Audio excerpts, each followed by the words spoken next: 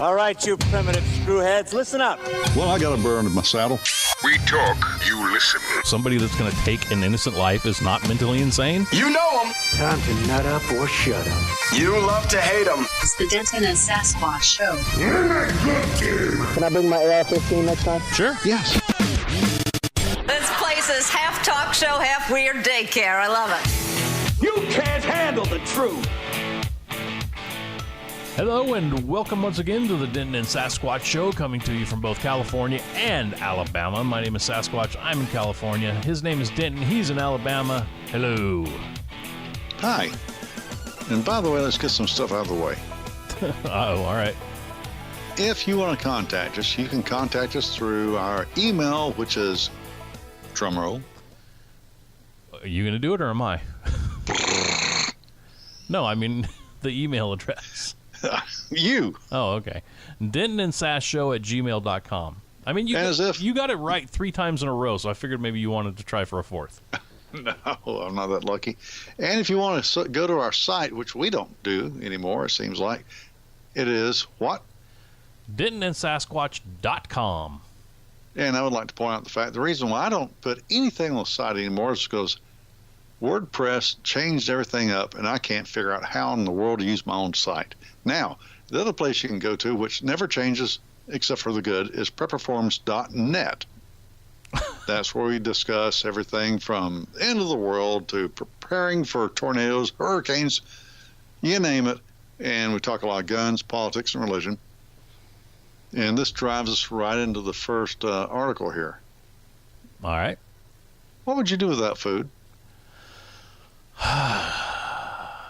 I would do what I learned from you. I would eat my neighbors with taters.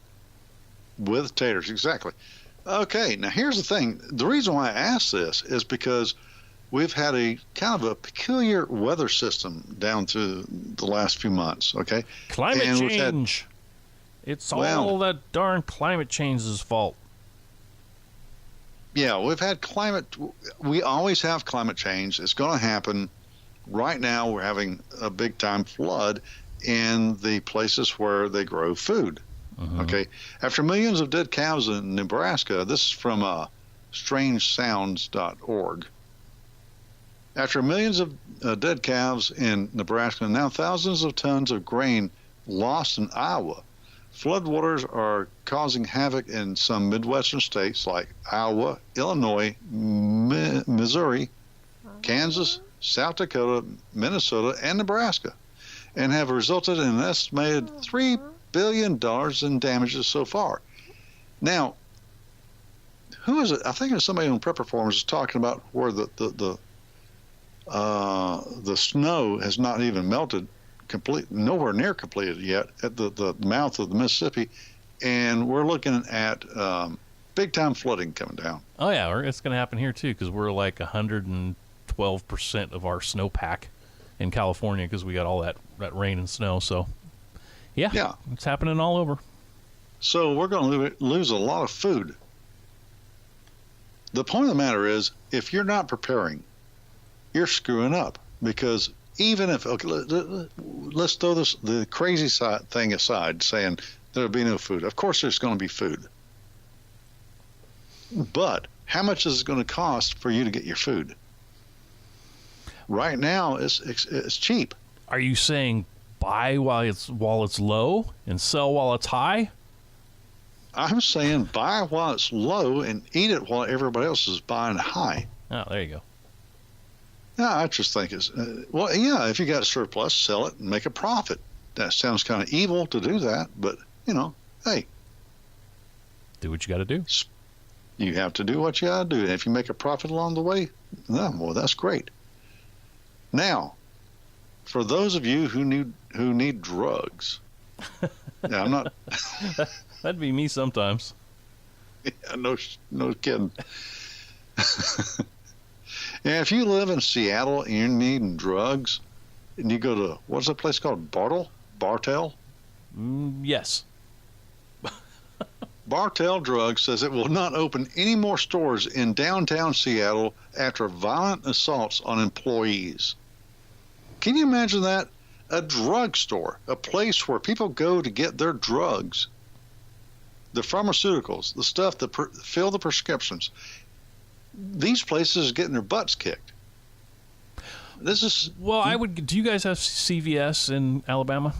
Yeah, of course. All right, That's well, my pharmacy. All right, well, I'm guessing it's the same as a CVS. Like, I don't know about in Alabama, but in California, there's some shady people that hang out at CVS. I mean, they got a pharmacy in there, but then they sell soap and lotions and magazines and all that other junk too.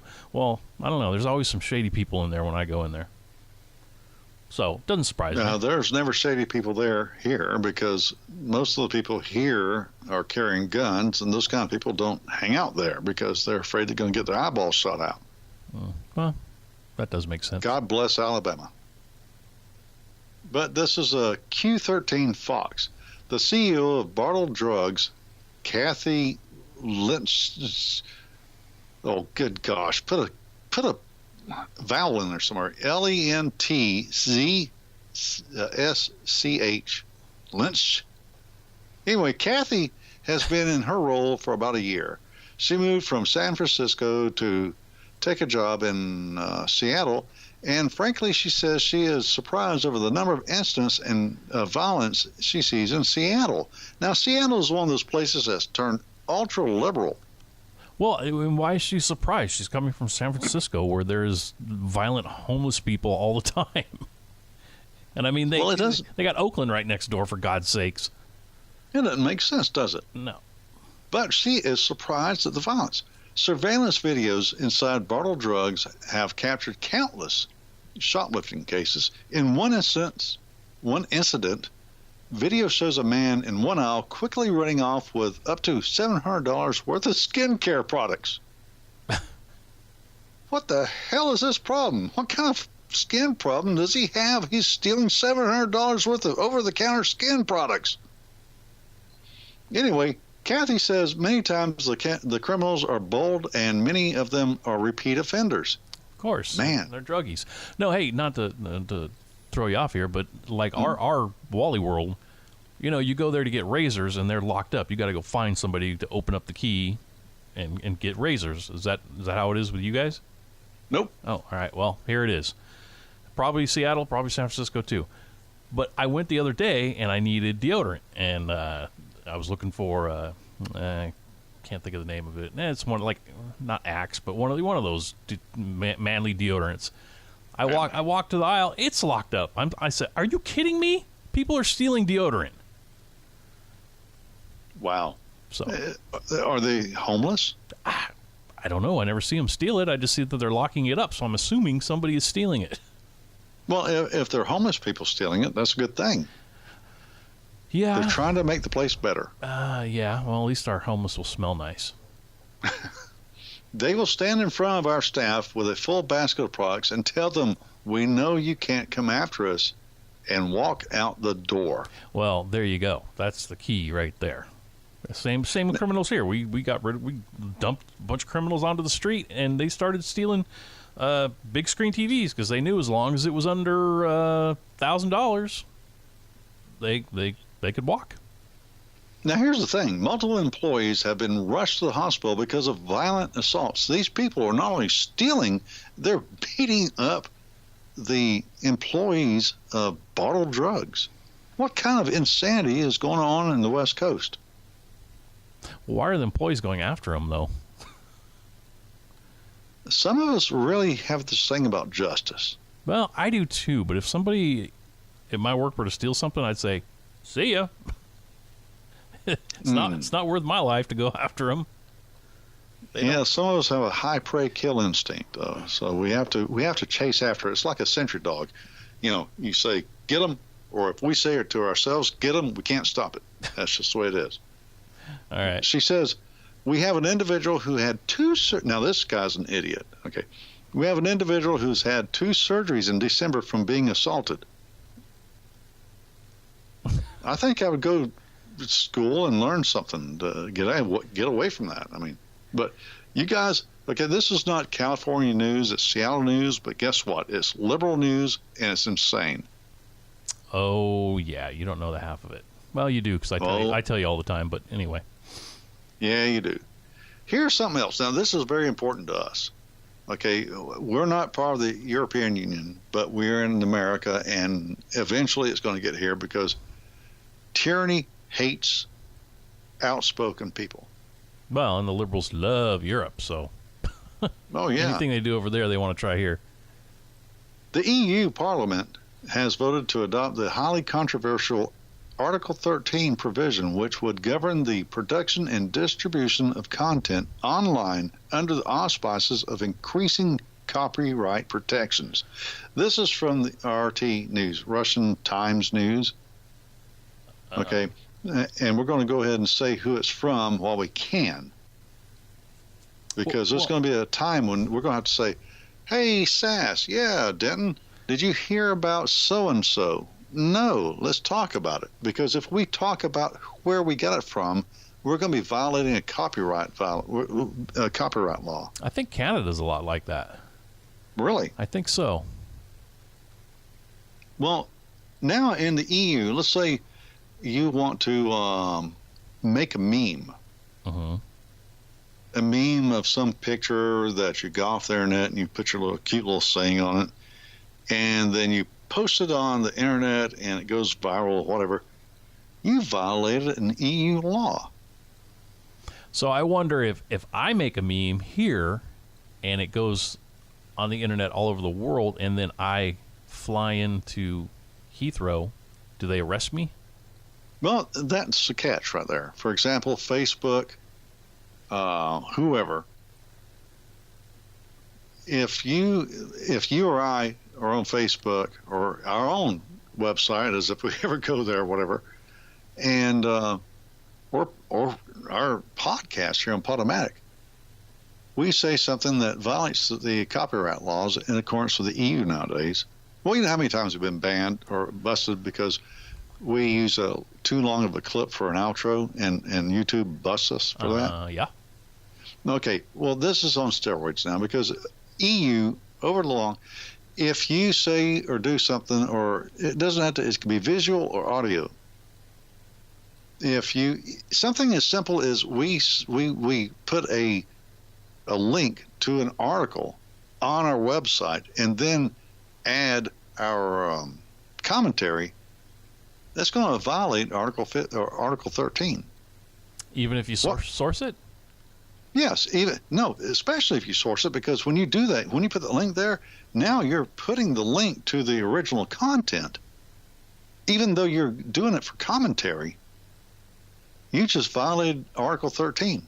Well, you know what? I mean, they're journalists and anybody in entertainment or anything should be upset about this, because that's how you spread the word about things. I mean, a lot of people, I get them from you sometimes with, a text from you, hey, check out this article.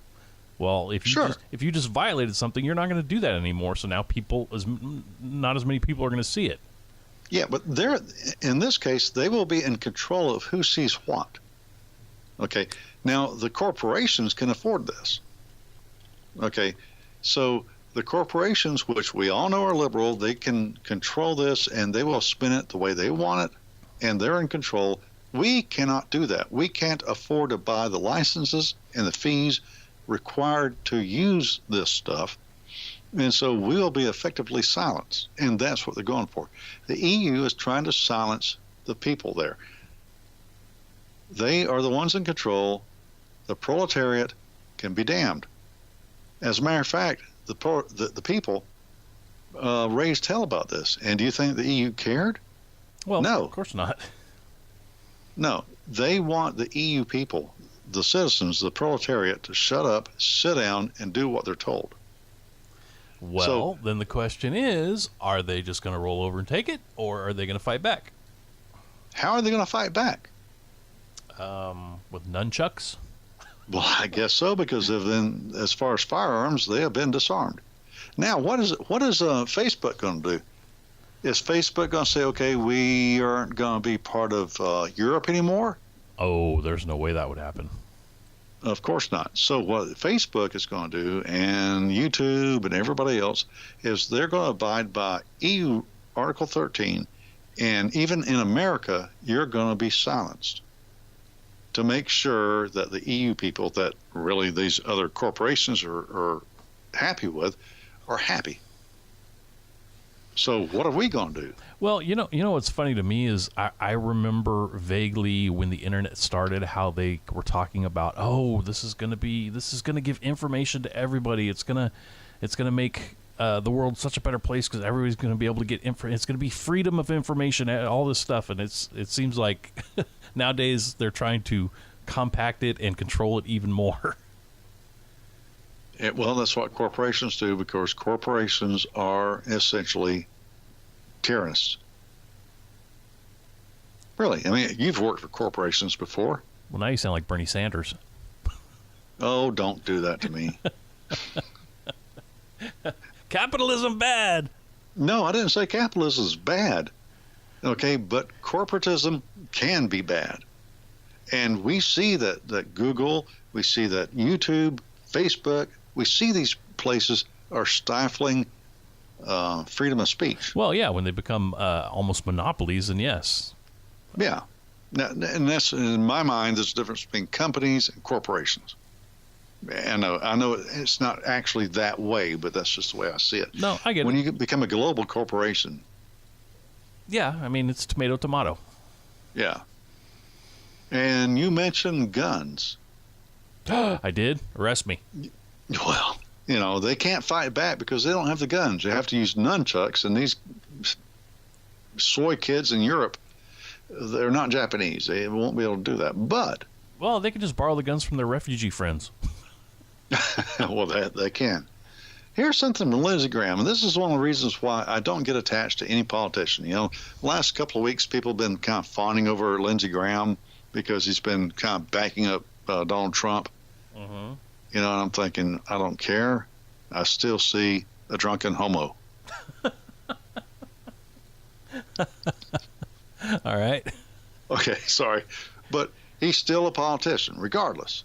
Okay, and I'm not saying because you're a drunken homo, you're bad. I'm just saying if you're a drunken homo politician, you're probably bad. Lindsey Graham, this is from Breitbart. I don't think Breitbart's going to mind us referencing them. Lindsey Graham on gun confiscation laws. Every right has limits. During Tuesday's hearing on confiscatory red flag laws, Senate Judiciary Committee Chairman Lindsey Graham said every right has limits. Oh, now of course, really? That's what he said. Now, of course, this is he's just right there in line with Dianne Feinstein and what's her name, Nancy Pelosi, and everybody else on the left side. Yay! Let's make it to where it's harder for people to keep guns. Let's let somebody's crazy Uncle Bob say that my nephew is nuts. He can't have guns, but Bob's crazy and nephew is normal. It's immaterial. All of a sudden now the kid can't have a gun. Well, isn't it funny how Lindsey Graham and other politicians don't like term limits? Oh no, we can't have term limits. That's not good for politics. But when it comes to limits on freedoms, they're okay with that. That's not crazy at all. This is self-preservation for them. But here's the thing I have a problem with. Mm-hmm. Every right does not have limits. Rights are limitless. But every right has responsibilities that goes with it. I can carry, according to the laws of nature, nature's God, I can carry my sidearm anywhere I want to. If it be a bar, a courtroom, a Jiffy Mart, a Walmart, wherever. But I have the responsibility not to shoot somebody who doesn't need to be shot. Somebody that doesn't need a good shooting. Right. Some people need a good shooting, and it's usually because they violated their responsibility and pulled the gun out first. Okay, so Lindsay, if I can call you Lindsay, do you mind? You homo. Rights don't have limits. They have responsibilities. There's a big cotton-picking difference between the two. And if you don't have that much sense to understand the difference between a right and a limit and responsibility, step down. Tell your constituents that you're going to go off to fairyland and prance around in a tutu without a gun. I don't care what you do. But don't sit up there in Washington, D.C. and say every right has limits. It's called responsibility. And it may sound like I'm splitting hairs, but I'm not. It's very important to understand the difference between limit and responsibility.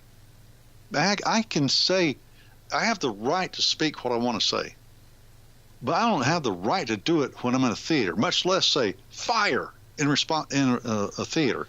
Nope. People are trying to watch a movie. Nope. Nope. No, I think you misspoke. You said you have the right to say what you want to say, but you don't have the right in theater. No, you have the responsibility not to in a theater. Exactly. I have the responsibility to shut. Well, my bad. I have the responsibility to shut my mouth and other people enjoy the show, and not to endanger their lives by saying fire when there is no fire. Exactly. So that's all I have to say about that. I'm going to breeze through these things because you have some good stuff coming up. Here's something right here. This is another thing that kills me. And everything goes back to my understanding of the way this country is founded. You know? Mm-hmm. This, again, believe it or not, from Breitbart. Muslim representative and Democrats call prayer about Jesus divisive. Divisive? Divisive. Good word.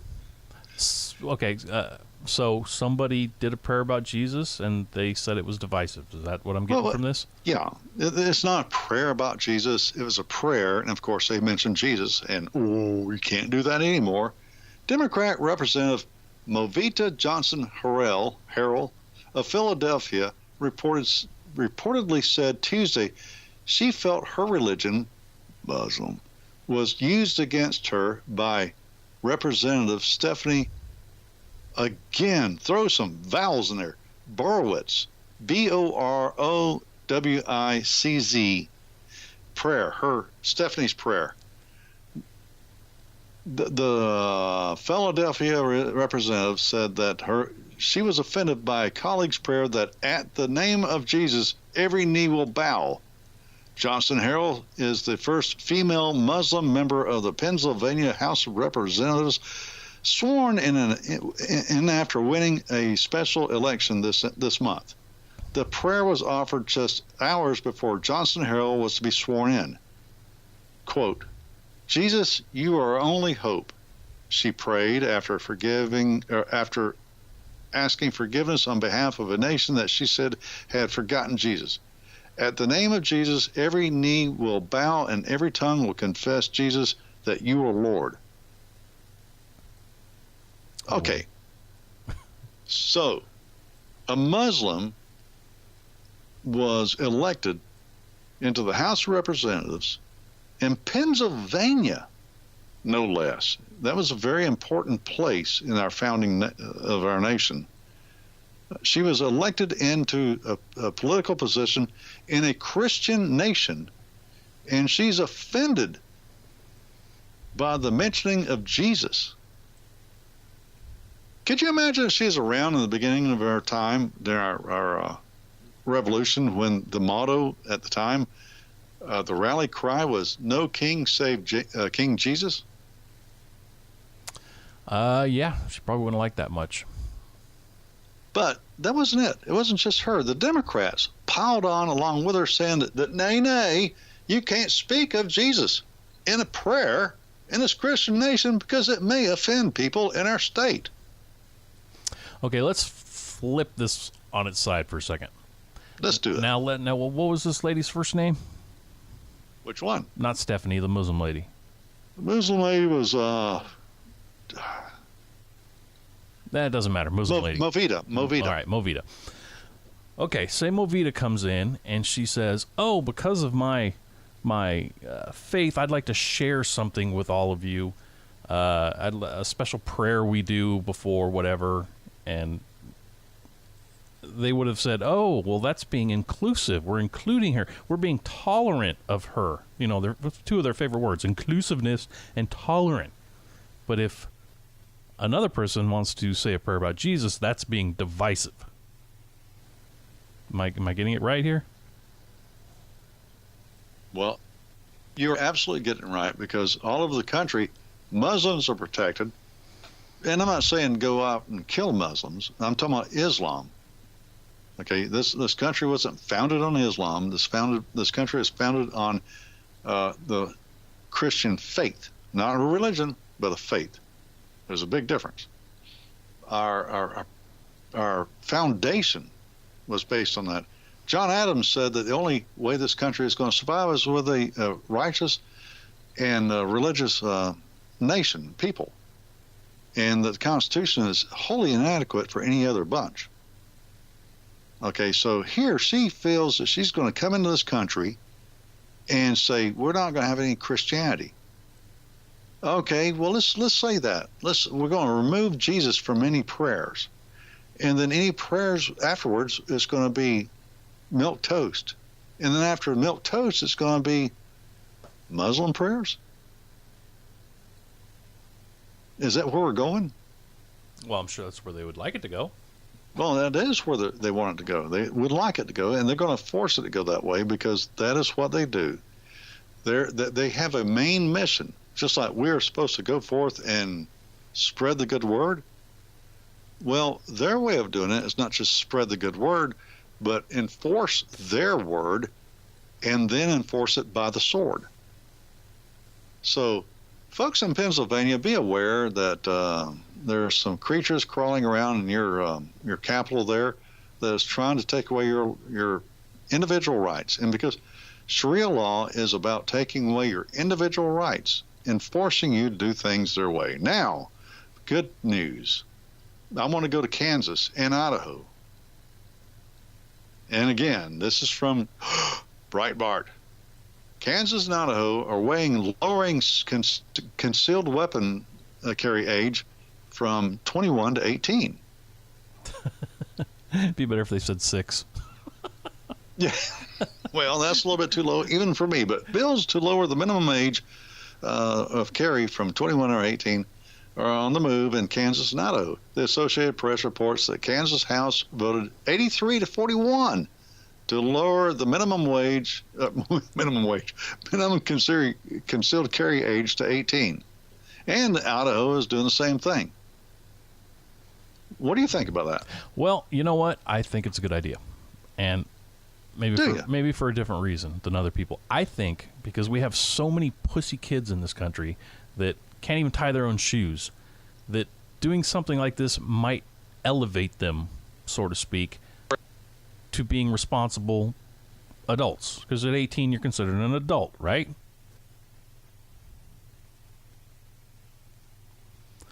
Exactly. All right. I thought I lost you there for a second. Well, if you can vote, why shouldn't you be able to carry a weapon? Well, yeah, and it's just we'll go back to what we were talking about earlier, responsibility. When you have something like that, you have a greater responsibility to be a good person, to think straight, to I can't think of the word I'm looking for, but to basically be more responsible. This is going to surprise some folks. I mean, some of our listeners may be going, what? 18-year-olds carrying weapons? That's crazy. In Alabama, it's been that way. My son couldn't buy a handgun until he was 21, but he went down to the sheriff's department and got a concealed carry permit at 18 and used one of my sidearms to carry. And guess what? He never killed anybody. So Kansas, Idaho, you guys ain't cutting edge. We done did it. We've been that way in Alabama. Welcome to the club, Idaho. I thought Idaho was supposed to be the individual type place. We're a rugged individual and we're all about our rights. Well, we done beat you to it by a long stretch. Well, there are a lot of 18-year-olds that are just idiots and shouldn't be carrying, but doesn't mean that they shouldn't be able to. Absolutely. Like I said, again, responsibility. You have the right to do the right thing, but if you are irresponsible, you're going to pay the price. Well, you pay the price or not be allowed to do something. You know what I mean? Like if you can't show you're responsible to do it, you shouldn't be allowed to do it. Okay, but how do you figure out if you're responsible enough? How does somebody else figure that out? Oh, no. Yeah, you're right. Are we going back to red flag laws here? No. Okay, maybe I said that wrong. I don't mean somebody can look at you and say, oh, you don't look responsible or something. But I'm saying if somebody were to, say an 18-year-old were to carry a gun and he pulls it out in the middle of the mall and says, hey, everybody, look what I got, and starts waving it around, well, that's being irresponsible. Well, he'll lose that right when he's arrested right then. Yeah, exactly. That's what I mean. Yeah. Well, okay. I thought we was going to be in different lanes there, but it turns out we're in the same lane. That's No, good. I'm tired and my mind's not working right. Oh, me too. It was a dead day for me. It was horrible. But you know what? Enough of our problems and enough of all this negativity. Do you have some good news? Funny news? No, I don't have good news, but I have. It's time for Weird News. Denton and Sasquatch. All right, let's see. What should I start with here? Okay, how about this one? We have a lot of illegal aliens, illegal immigrants, I guess is the new catchphrase, coming to this country. And what do they usually say? They usually say, the Democrats say, oh, these are just people trying to escape oppression and they don't have jobs and they want to make a better life. Well, they're wrong. We now know the reason why people are coming to America.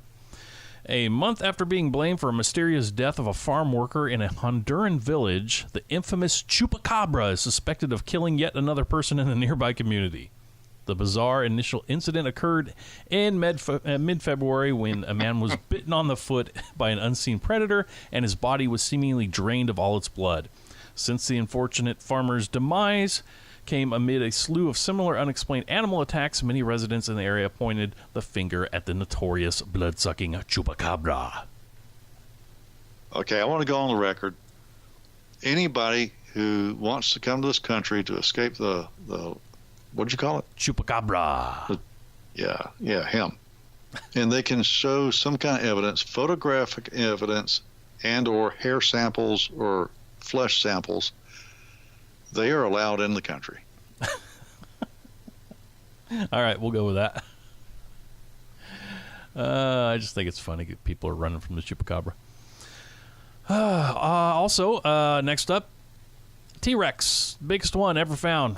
The remains of a Tyrannosaurus rex found in Canada may constitute the largest specimen of the iconic dinosaur species ever found. The enormous T-Rex, dubbed Scotty, was reportedly unearthed from a site in Saskatchewan back in '91, but was only recognized for its record-breaking size in a recently published scientific paper.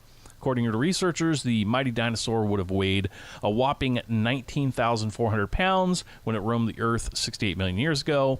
The dinosaur's considerable size, scientists say, is predominantly due to the fact that it was fairly old as far as T-Rex species are concerned.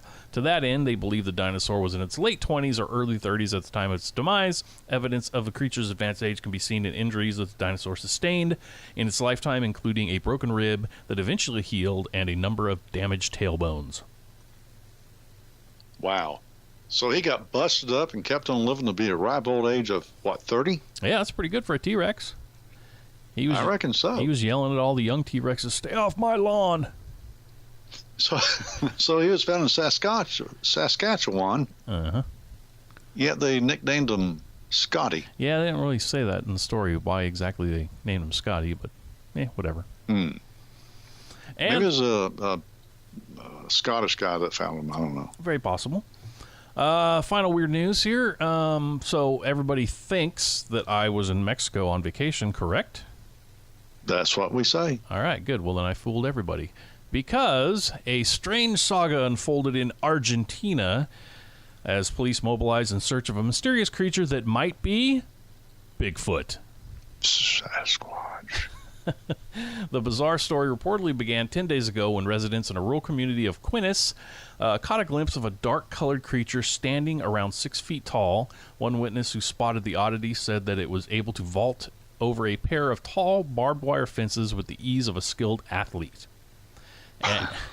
An environmental investigator tasked with looking into the matter subsequently found some intriguing tracks which he described as similar to those of a human foot, except considerably larger than what one might expect from a person. The discovery of the prints was enough to compel authorities to put together a proverbial posse of 10 police officers and 5 ranchers to search for what they initially suspected was a gorilla. This hypothesis was met with doubt, however, by animal experts who argued that the location of the sighting and the description of the creature seemed to eliminate that possibility. Nay, I say. So I know what the problem was. What? Tanya Harding was on vacation. She hadn't taken a shower for who knows how long, and she didn't want to sign any autographs or be seen. So she was trying to escape. That was all. So Tanya Harding was in Argentina and was mistaken for a Bigfoot. Right. All right, mystery solved. Now, there's going to be some people going, who? But I wondered myself we remember, why you pulled out a Tanya Harding reference. I don't know. It just came to me. It's amazing, isn't it? Mm-hmm. Well, that's the end of weird news, so... Well, that's the end of all the news. This is Wednesday, March something or another. 27th. 27th, almost the end of the month. And, yeah, I'm having problems hearing you because I have poor connection. I'm going to have cable come out here and drill a hole through my damn wall here and directly connect to my computer here. So we're going to have because I'm sure there's been some times when you thought I was going to say something, but all I heard was so everybody knows that in Ozark, Alabama, internet sucks. Well, the best part is the joke's on you, because every once in a while I will make that sound just to make you think that your internet's going out. I just So the next couple of months we're going to get this thing better, and by then we'll probably be dead because we're all doomed in this nation because, well, you know how it is. So anyway, what do? Personally, I like to drink up. Yeah, same here. Look here, we'll talk to y'all Sunday. Y'all have a good week. Good night.